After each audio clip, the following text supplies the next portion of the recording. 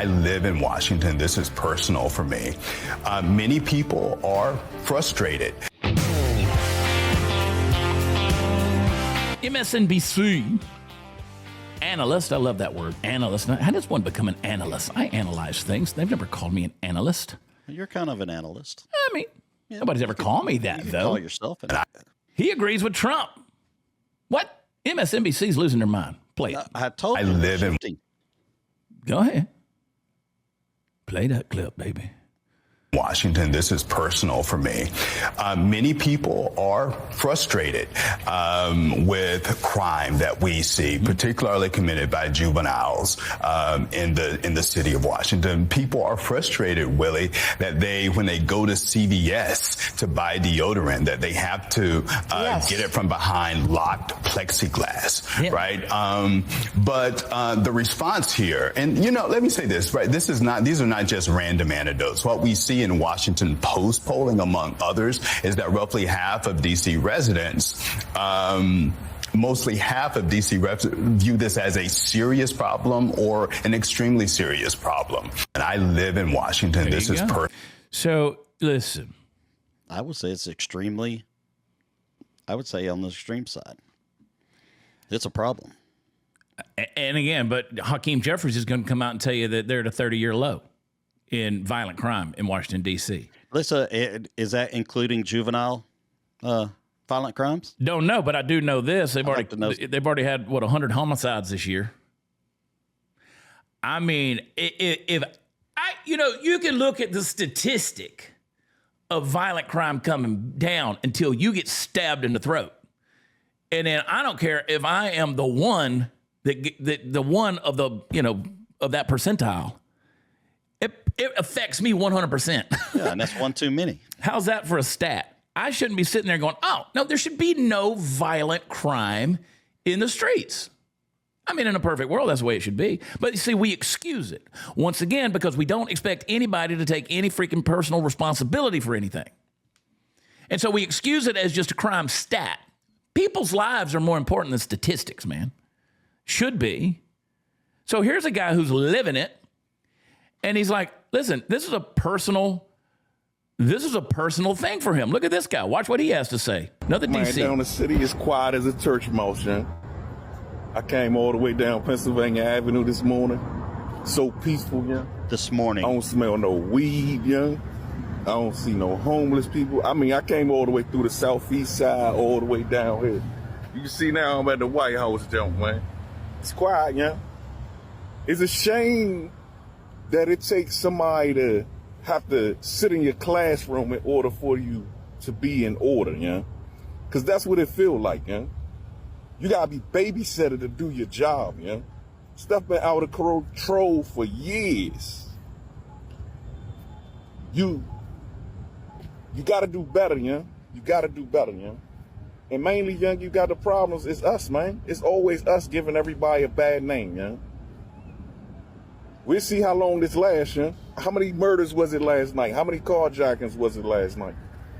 Talk to me. And y'all now, keep on posting all these data numbers. And you'll be able to see real quick, just like we saw the border numbers. Border crossings went down to zero, zilch, none, nada. We let the Border Patrol do their jobs. We have to let the police officers do their job. Yeah. And I would love to hear... give me a Democrat lawmaker who's sitting out there, and none of them are going to walk the streets. We said that. None of them are going to do that. And this guy makes a point. He's like, it's on us. Personal responsibility. Shouldn't have to be said, but it does. This is your problem. I'm talking about bureaucrats. The chief of police. D.C. police don't know what the chain of command is. Did you see this? This is not the chief, is it? This, look at this. Play the clip. That's what the chain of command is now? What does that mean? Well, is it Pam Bondi speaking to the mayor, speaking to you, or how does this work? So at the... That's what the chain of command is now? What does that mean? Well, is it Pam Bondi speaking to the mayor, speaking to you, or how does this work? So the executive order is clear. The president has requested MPD services in our home rule charter. What does that mean? What is the chain of command? D.C. Police Chief Pamela Smith. I mean, that's day one. That's day one of orientation. What the chain of command is. Period. I mean, I'm looking at that going, this ain't the chief. Whether it be the military, the police, your job at Walmart, your first day in orientation is the chain of command. I mean, Major Payne stepped up to the line and said, as of 0800 this morning, I am your new commanding officer. Bleep, bleep, bleep, bleep. What you laughing at, big boy? You found a piece of candy in your pocket? I'm sorry, Mr. Handicap Man. Are you deaf? Do you read lips? Do you understand sign language? And next time I talk to you, you better answer me before I put my foot in your ass. Chain of command. What we have here is a failure to communicate. Yeah, you learn it real quick. Real quick. I'm sure she worked her way up through the ranks. Up the chain of command. I'm trying to see if I know how to spell it. I think it starts with a D, E, I. Yeah, that's about right. That's about right. That's what happens when you have bureaucrats who are placed. You can't get them out like a tumor. Dude, but I see some things changing in that their DI is going away. It's got to. Well, but the problem is once you get them in there, once you get them in there, like right here, current chief of D.C. Police Pamela Smith is a former chief equity officer. Oh, look at me. I was right. Chad Prather's never wrong. Whose primary job was overseeing diversity programs. Why would you put the diversity person in charge of a real police force? Insanity must end. Thank you, Charlie Kirk. Here's my thing, Steve. You and I, we said it over and over again. Here's the problem. When you got DEI in charge of things, they can't let competence come in underneath them, because if competence comes in underneath them, it's going to expose how incompetent they are. And I was going to say mediocre people they cannot stand, excellence. Yeah. So you got D.C. Mayor Muriel Bowser. This is Mike Davis. He says, number 2 is Deputy Mayor Public Safety Justice Lindsay Apaya. D.C. Police Chief Pamela Smith.